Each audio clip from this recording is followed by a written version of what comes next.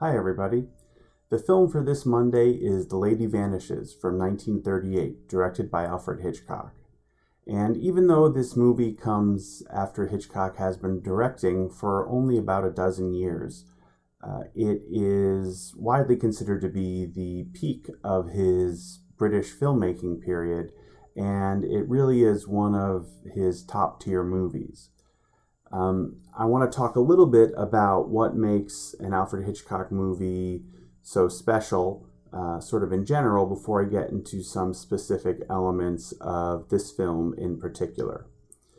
Many of us have heard the term auteur thrown around, and it has been applied to nobody more often or more accurately than Alfred Hitchcock. The term comes from the critics of a French journal, film journal, called Cahiers du Cinéma, many of whom would go on to be the foundational filmmakers of the French New Wave. And they noticed consistencies in aesthetics and theme and technical choices and, frankly, worldview over the films, over the body of work of a number of filmmakers. And none more pointedly, none more clearly than Alfred Hitchcock.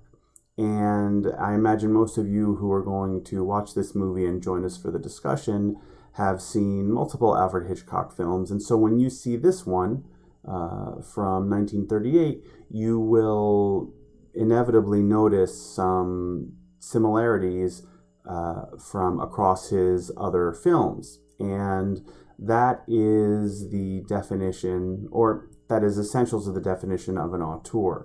The similarities aren't just in, one particular shot or one broad theme, but really in terms of the view of the world, of human nature, and the type of environment the film sort of sets forth as being that of where the story takes place. And I think in this movie, even though he's working in the British film industry instead of Hollywood on a much lower budget with much lower sort of technical abilities than he would have sort of even 20 years later when he's making movies like North by Northwest, you can see the themes and filmmaking choices and characterizations that will run through Hitchcock's work. So that's one reason why he's so interesting and one reason this film stands out. Hitchcock's also interesting because in his movies he almost always tended to blend sort of high art and high culture and low art and low culture or mass culture. And this is something that not very many filmmakers do consistently across their work, and there certainly weren't very many who were doing it in the 1930s. And Hitchcock does this because he was interested in, using film to explore important aspects of human nature and important things, features of human psychology and things like that. But he was also very interested in making his movies entertaining and in sort of having his movies be enjoyable.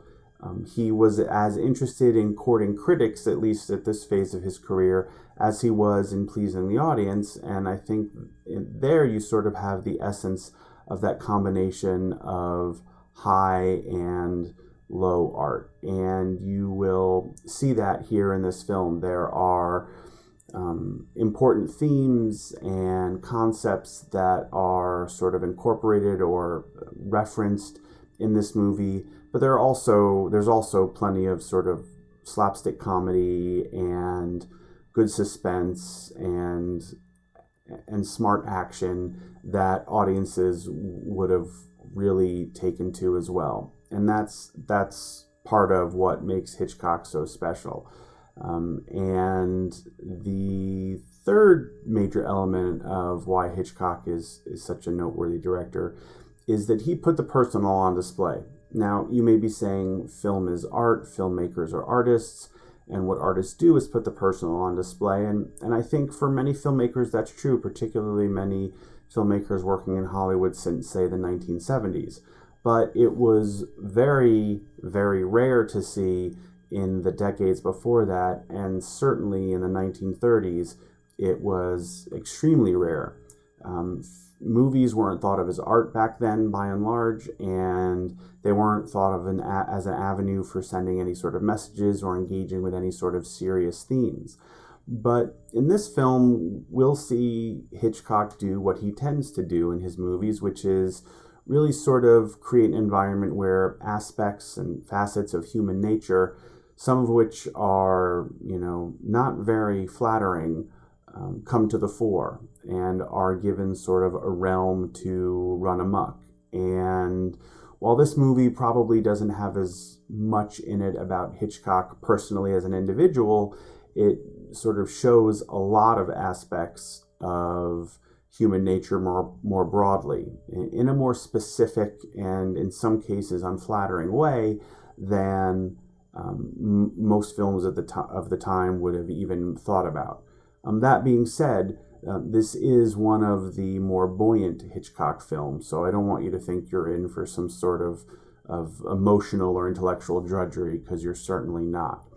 Regarding this film in particular, I can tell you that it was based on the 1936 novel The Wheel Spins by crime writer Ethelina White. It was adapted for the screen by screenwriters Sidney Gilliat and Frank Launder. Actually, they were originally assigned to adapt it for another filmmaker, but because of some changes in the studio's production schedule, Hitchcock ended up directing this. And it differs significantly from the novel, which is not at all uncommon for a Hitchcock film. And frankly, the screenwriter sort of added out of whole cloth the international spy plot and the overnight romance as well. Two elements which tend to be present in a lot of Hitchcock films. So they really sort of helped make this fit into the Hitchcock mold, which by that time had already started to form, though it wouldn't be cemented the way it would be after he made his biggest Hollywood films. Hitchcock specifically added two sequences to the screenplay, and when you see the film, you can take note of them. One of them is the one in the baggage car, and the other one is the sort of major shootout that occurs later in the film. One critic at the time described this movie as Grand Hotel on a train, if that gives you any sort of sense of its tone. Regardless of what you called it or what it reminded people of, the film was hugely successful when it opened in England in the fall of 1938. It quickly became the most successful British film to that time. In December of 1938, it opened in New York, where it was also hugely popular. It was named the Best Picture of 1938 by the New York Times, and it earned Hitchcock the New York Film Critics Award for Best Director. Perhaps more importantly, and most fortunately for most of us, it is the film that helped land Hitchcock a lucrative contract with independent producer David O. Selznick, who brought him to Hollywood, where he would make his first American film, Rebecca, and he would also make Suspicion and Shadow of a Doubt and Notorious while working with Selznick under that initial contract. And then he would, of course, go on to make a host of other wonderful movies in Hollywood. But this is the movie that sort of got him his ticket to Hollywood. One of the interesting things about this film is that of all the Hitchcock movies, and there are many that have portions of them that take place on trains, this is a movie that takes place almost entirely on a train. I should say largely on a train. If you think about his other movies, North by Northwest and Strangers on a Train, certainly have their segments on a train. His previous huge British hit, The 39 Steps from 1935, has a segment on a train as well. But this film is pretty much mostly set on a train. And it is, for that reason, or I guess I should say because of that setting, that it has a sense of claustrophobia about it. It actually starts in an overcrowded small hotel or inn. That's where we first meet most of the characters.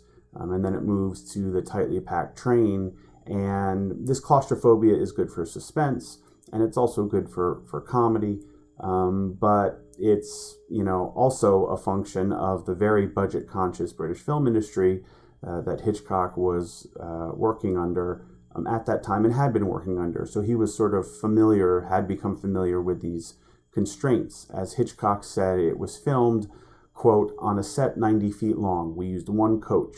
All the rest were transparencies or miniatures.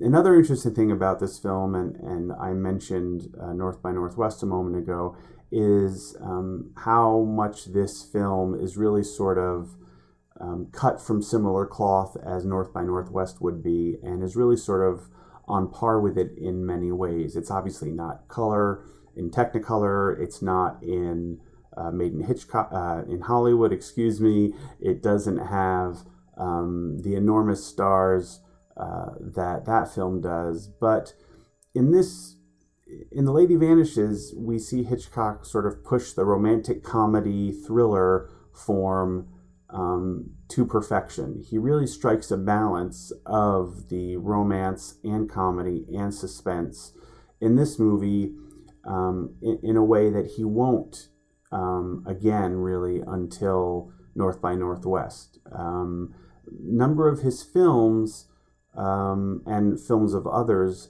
obviously try to balance out those three elements: romance, comedy, and suspense. But many of the other times that Hitchcock did it, the film sort of veered too far in one direction or the other. One element would tend to dominate. In the 39 Steps, it's the suspense. In To Catch a Thief, it's the romance. And in The Trouble with Harry, it's the comedy or the attempts at comedy. But in this movie, The Lady Vanishes, as well as in North by Northwest, he strikes a balance that he probably doesn't really manage to achieve at any other point in his career, and that most other filmmakers don't achieve at any points in their career. So the film is noteworthy for that regard.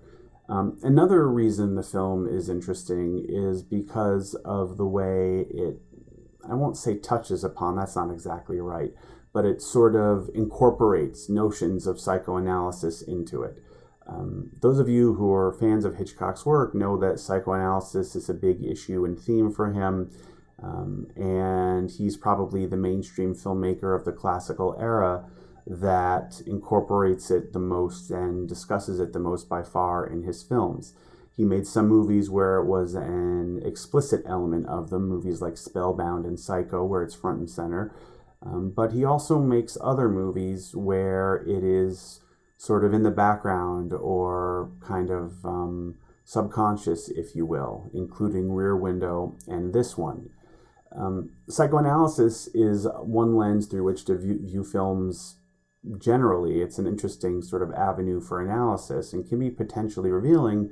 But this movie in particular, it's interesting to keep in mind when sort of looking back on the movie and thinking critically about it.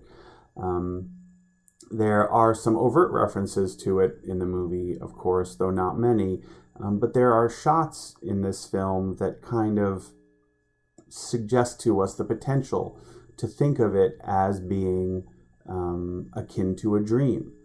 There are some scholars who've looked at this film and asked the question whether we are supposed to interpret it as the main female character, Iris's dream. And I don't really agree with that interpretation, but I do think there are sort of suggestions within the movie that want us to at least consider it. Things like the kaleidoscopic shots of the train departing, the way that Iris drifts in and out of sleep, and the way she's the center of everyone's attention, much the way each of us is in our own dreams.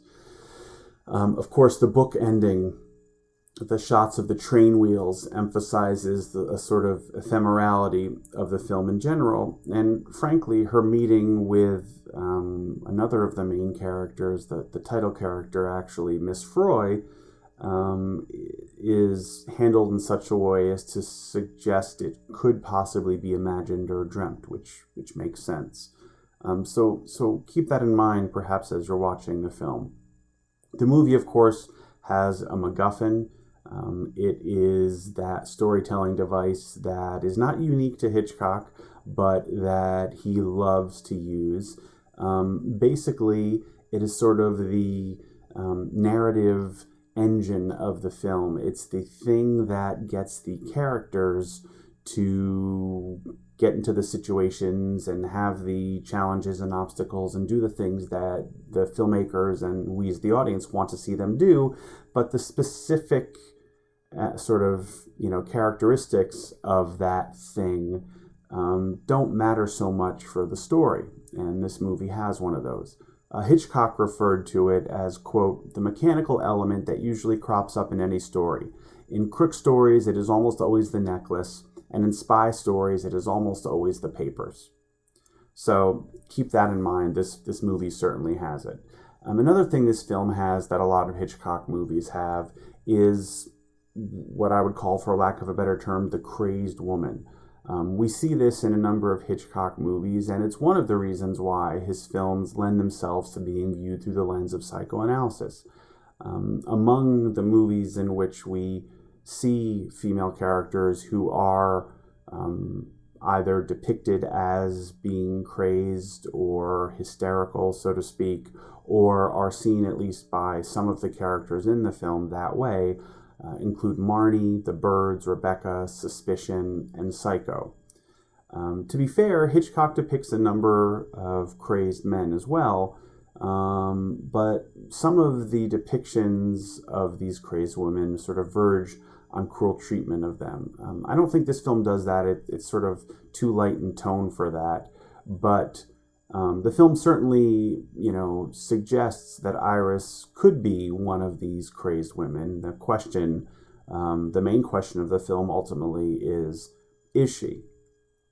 So we see that in a lot of Hitchcock films. Something this film has that we don't see in a lot of Hitchcock films is a political allegory. Making political films is not something Hitchcock is known for. And the idea that, with the exception of Lifeboat, that a Hitchcock movie would make any sort of commentary on a current or contemporary, I guess, for the time it's being made, political issue is pretty unheard of. He will reference sort of historical moments and different places and nationalities in his films, but a specific commentary on a specific issue, very rare.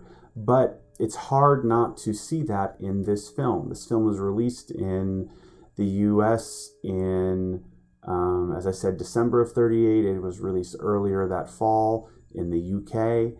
And there are varying, sort of relatively oblique references to Nazi Germany and appeasement, even though the film was shot months before Chamberlain's September 1938 Accord. And it's interesting to think about the concerns about appeasement, the concerns about a rising and militaristic Central European power that are incorporated into this film when, at the time it was made, most of the world wasn't thinking about that the way they would by the time the film was released. Finally, I want to leave you with a few things to sort of watch for as you go through the film. One is the theme of memory. This is a movie that is very concerned with that sort of mental process, and in some ways it's essential to the plot. And it's interesting to think about the ways in which it sort of, succeeds and fails for the characters. Another is the motif of music. There are two key pieces of music within the film. One is that of the sort of music professor played by Michael Redgrave, and the other is that by Miss Freud, the character referred to by the title. And they're two very different pieces of music, both in terms of sound and purpose, but they're both essential to the film.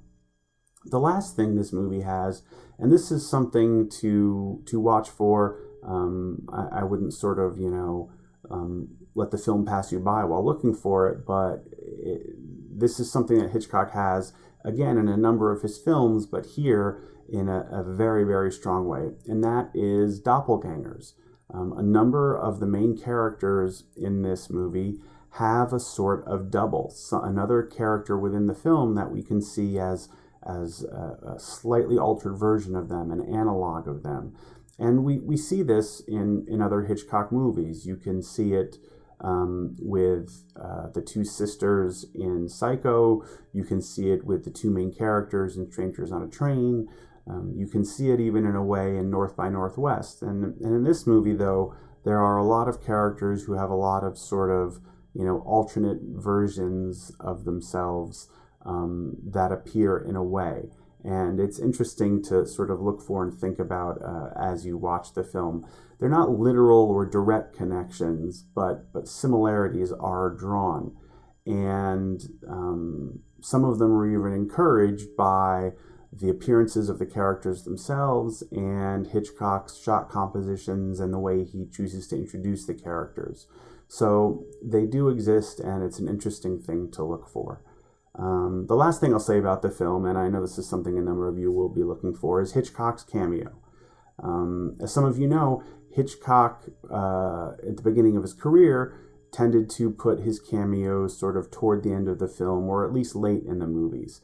As his career went on and he became more famous and people knew to look for him, he started putting his cameos earlier and earlier and earlier, because what he was worried about was that people wouldn't really be paying attention to the film or the story or the suspense or anything. They would just be watching the movie looking for him, keeping their eyes peeled for him. So he started putting himself earlier and earlier. This film, however, he does come toward the end. He can be seen at Victoria Station wearing a black coat and smoking a cigarette toward the end of the film. So you can sort of, not worry about looking for him till things kind of get back to England. In any case, you can find this film to stream on a number of platforms, and I hope you will join me to discuss it on Monday at 6:30 p.m. To register for that discussion and to find out what else we have going on, please visit the Film Studies Online section of brynmarfilm.org. And I look forward to seeing you on Monday. Thanks.